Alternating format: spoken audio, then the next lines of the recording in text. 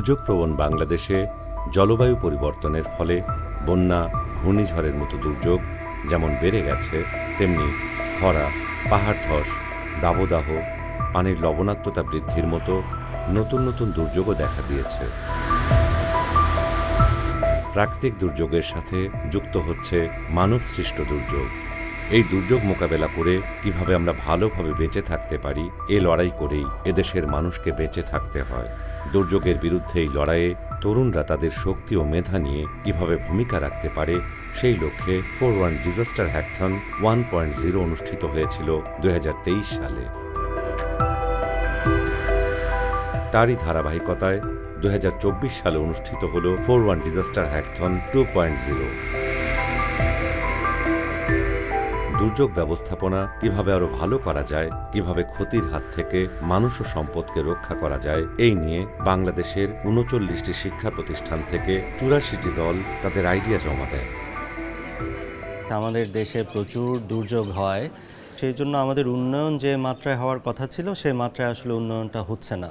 দুর্যোগ ব্যবস্থাপনাটাকে আমাদের অনেক বেশি ঢেলে সাজাতে হবে এবং দুর্যোগ ব্যবস্থাপনায় আসলে আমরা বিজ্ঞানকে কিভাবে ব্যবহার করতে পারি, আমরা আমাদের তরুণ প্রজন্মকে কীভাবে ব্যবহার করতে পারি, আমরা আমাদের যে অভিজ্ঞতা সেটাকে কিভাবে কাজে লাগাতে পারি, আমাদের শিক্ষক যারা আছেন, বিজ্ঞানী যারা আছেন, তাদেরকে কিভাবে আমরা একই জায়গায় আনতে পারি, সবাইকে একসঙ্গে নিয়ে কিভাবে আমরা কিছু সমাধান খুঁজে বের করতে পারি যাতে দুর্যোগকে আরও ভালো মতোই ব্যবস্থাপনা করা যায়। বাছাইয়ের জায়গাটা হচ্ছে আমরা চিন্তা করেছি ওরার কোনো নিউনেস আছে কিনা, মানে কোনো নতুনত্ব আছে কিনা, এবং ওদের যে চিন্তাভাবনাগুলো এই জিনিসগুলো গ্রাউন্ডেড কিনা, এই চিন্তাভাবনাগুলো হচ্ছে ওরা বাস্তবায়ন করতে পারবে কিনা। ডিজাস্টার হ্যাকাথনের মতো একটা জায়গাতেও আসলে কোনো সেক্টর স্পেসিফিক আমি যদি বলি, আসলে আমরা কোনো বাইন্ডিং রাখি নাই। আমরা হচ্ছে যে কোনো ডিপার্টমেন্ট, যে কোনো সেক্টরের মানুষের জন্য এটা ওপেন রেখেছি, so that it can be very much inclusive. CSC student আছে, ট্রিপল-ই স্টুডেন্ট আছে, ইংরেজি ডিপার্টমেন্টের স্টুডেন্টরাও আছে। সো এরা এত সুন্দর করে কিছু আইডিয়া নিয়ে এসেছে, মানে যদিও তাদের ডিজাস্টার রিলেটেড ব্যাকগ্রাউন্ড নেই, বাট তারা সেটা নিয়ে কাজ করেছে এবং তারা যেটা প্রেজেন্ট করছে মানে ইটস অ্যান আউটস্ট্যান্ডিং ওয়ার্ক।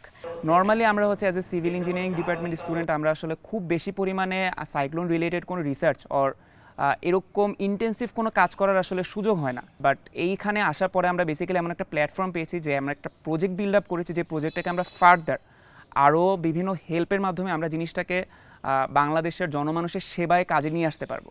আমাদের প্রজেক্টটা হচ্ছে সাইক্লোনের প্রেডিকশন থেকে শুরু করে গাইডলাইন জেনারেশন পর্যন্ত আমরা হচ্ছে সাইক্লোনের যে ট্র্যাকটা, ল্যাটিটিউড, লংগিটিউড এবং যে সাইক্লোনের ইন্টেন্সিটি, স্পিড, প্রেশার, এগুলো প্রেডিক্ট করছি মেশিন লার্নিং মডেল দিয়ে।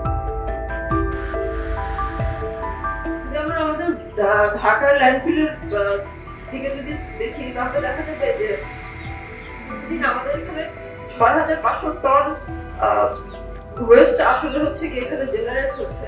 রিসেন্ট আমরা কিছু হচ্ছে কি খবর দেখেছি যে ব্রেইনের মধ্যে হচ্ছে কি এখন মাইক্রোপ্লাস্টিকের পাওয়া গেছে। এখন সেই জিনিসটাও হচ্ছে কি আমাদের এই প্রবলেমটাকে নিয়ে কাজ করতে উদ্বুদ্ধ করেছে। আমরা হচ্ছে কি মেইনলি সলিড ওয়েস্ট ম্যানেজমেন্টটাকে নিয়ে আমরা কাজ করতে চাচ্ছি।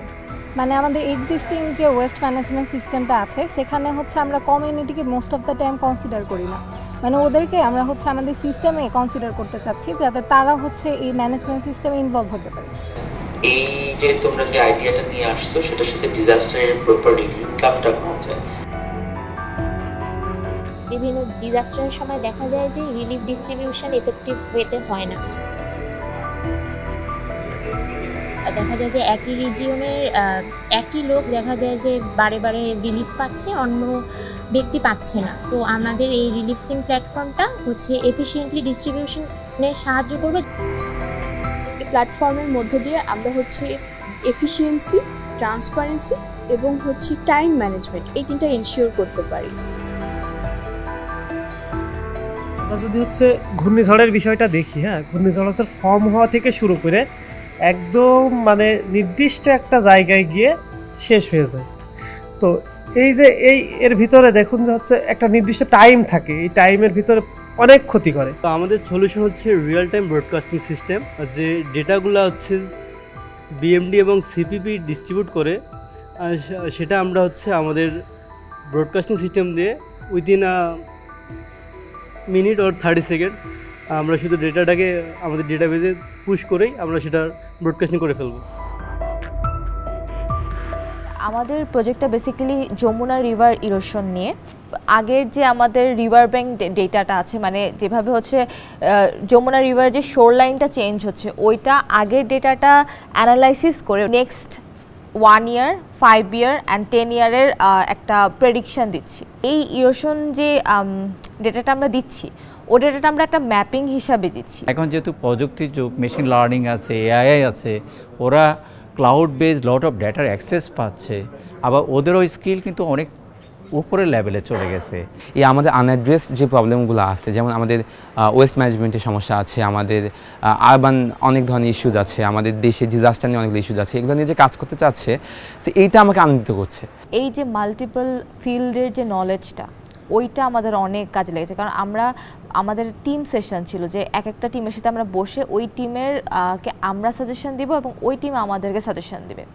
সো ওইটাতে আমাদের অনেক হেল্প হয়েছে, কারণ আমরা যেহেতু ডিজাস্টার ব্যাকগ্রাউন্ডের না। কেউ হয়তো থিওরিটিক্যাল আপনাকে হেল্প করছে, কেউ আপনাকে টেক রিলেটেড হেল্প করছে। তো এই হেল্পের মাধ্যমে, এই কাজের মাধ্যমে, এই ডিসকাশনের মাধ্যমে হচ্ছে কি একটা বন্ডিং ক্রিয়েট হচ্ছে।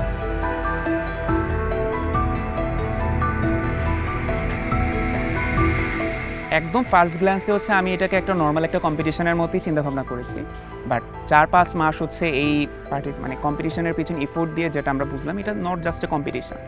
আর এখন এখানে আসার পরে যেটা হচ্ছে যে এখানে হচ্ছে বেসিক্যালি আমরা যে নর্মাল একটা কম্পিটিশনে কী হয়, আমরা হচ্ছে ডমিনেট করা ট্রাই করি, একটা টিমের উপরে যাওয়া ট্রাই করি, কিন্তু বেসিক্যালি যখন ওভারঅল আমরা হচ্ছে এখানে এসে যে জিনিসটা বুঝলাম, এটা পুরোটাই হচ্ছে একটা গ্রুপ ওয়ার্ক।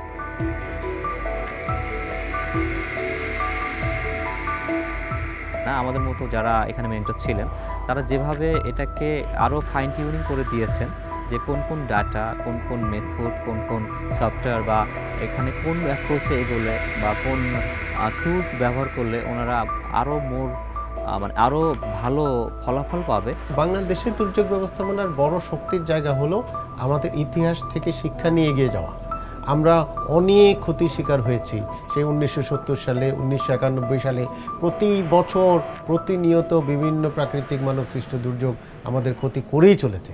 এই নিউ টেকনোলজির সাথে যদি আমাদের কিছু পলিসি, রুলস, রেগুলেশন আছে গভর্নমেন্টের, এইগুলোকে যদি একটু কানেক্ট করে দেওয়া যায়, ওরা ওদের ইনোভেশনটা নিয়ে যদি তাদের কাছে আসতে পারে, তাহলে কিন্তু একটা ভালো সংযোগ হয় এবং এক্সিস্টিং সিস্টেমটাকে আরও ডেভেলপ করা যায়। সাপোজ আমি এখন চিন্তা করতেছি যে আমার এই ডাটাটা দরকার, আমি হয়তো চিন্তা করতেছি, বাট যখন এক্সপার্টরা এখানে যখন মানে অ্যাড হন, তখন ওনারা আসলে আদার্স যে কী প্যারামিটার থাকতে পারে বা আমার ফিল্ড লেভেলে কাজ করতে গেলে আমাদের কি কি অসুবিধা হতে পারে, তো সেখানে হচ্ছে ওনারা ইনপুট দেয়। আমরা গত এই 12 থেকে 13 মাসে মোটামুটি 11 মাসই ছিল কোনো না কোনো অস্বাভাবিক ওয়েদার।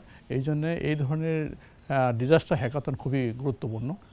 মাইন্ডসেট এরকমই হওয়া উচিত, আমি যদি কোনো ফার্দার সহযোগিতা নাও পাই, সেক্ষেত্রেও নিজেদের ক্যাপাসিটি থেকে আমাদের প্রকল্পগুলোকে একটা জার্নির এন্ড জায়গায় যাতে আমরা পৌঁছতে পারি, সেই মাইন্ডসেটটা থাকতে হবে। তাদেরকে যদি প্রমোট করা যায়, তাহলে এগুলো কিন্তু আরও আমরা দেখব যে উৎসাহটা বাড়বে এই তরুণদের মাঝে। এবং দেখতে এটাই ভালো লাগছে যে একদম নিউ জেনারেশন যারা আমাদের যারা এখনও একাডেমিক, তারা এখনও তাদের সার্টিফিকেট দিয়ে বের হয়নি, বাট তার আগে থেকেই তারা যেভাবে এই উদ্যোগগুলোর সাথে নিজেদেরকে জড়াচ্ছে, এটা খুবই একটা অ্যাপ্রিসিয়েট করার মতো জিনিস। ওই সলিউশন স্টেজ থেকে আজকে আমরা যেটা দেখলাম যে ফাইনাল প্রোটোটাইপের একটা জায়গায় গিয়ে তারা দাঁড়িয়েছে, এবং সেখান থেকেই আমরা আজকে প্রাথমিকভাবে তিনটা টিমকে প্রথম, দ্বিতীয়, তৃতীয় হিসেবে শনাক্ত করা হয়েছে। রিয়েলি আপনাদের যে চিন্তা ভাবনা, যে ইনোভেটিভ আইডিয়া আপনারা দিয়েছেন, আমি মনে করি আপনাদেরকে যদি আমরা ইন্টার্নশিপের মাধ্যমে রিসার্চ, এই ধরনের রিসার্চ প্রজেক্টের ইনভলভ করে যদি আপনাদের কাজ করে, আপনাদের মেন্টর থাকে, তাহলে আমি মনে করি এখান থেকে আরও অনেক কিছু বের হয়ে আসবে। The only realistic hope of actually facing the formidable challenge of disaster, which is a threat to the core existence of humanity, is to try to handle it collectively. Our vision is for a locally led humanitarian system that is accountable to people affected by and at risk of crises. We aim to achieve this vision by making systemic level shifts through locally led innovation, fast funding, and early action. এখানে কোনো ধরনের seat support দরকার কিনা in terms of monetary support, যেটা এই particular গবেষণাটাকে আরেকটু সামনে নেওয়া যেতে পারে, সেই জায়গাটায় কোনো সাপোর্ট আছে কিনা ডেফিনেটলি স্টার্ট নেটওয়ার্কের পক্ষ থেকে we will try to facilitate our best.